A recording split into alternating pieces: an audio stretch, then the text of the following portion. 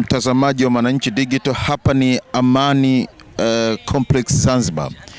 Hii nyuma yetu ni klabu ya soka ya Yanga ambayo imekuja hapa kwa ajili ya mchezo wao wa marudiano dhidi ya Al Ahly ya Misri, mchezo ambao utapigwa kesho saa 10 kamili jioni.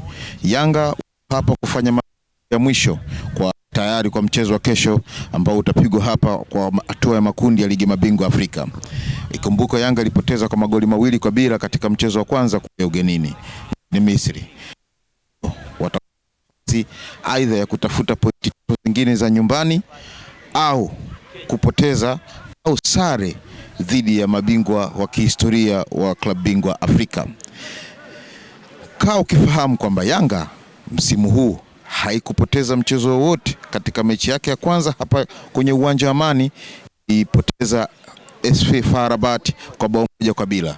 Huu ni mchezo wao mwingine wakiwa nyumbani yao hapa kesho kujiuliza wakisikia Ahly ya Misri.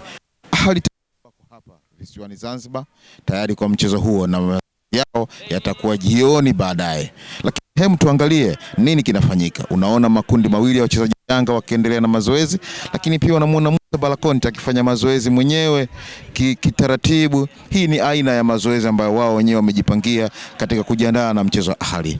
Hapa ni mwanzo na nchi mfululizo wa matukio kuelekea mechi itakayopigwa kesho. Kaa nasi. Mimi Hatim Naheka, nyuma ya kamera Hatim ataendelea kukuletea mfululizo wa mapicha na mavideo kama haya.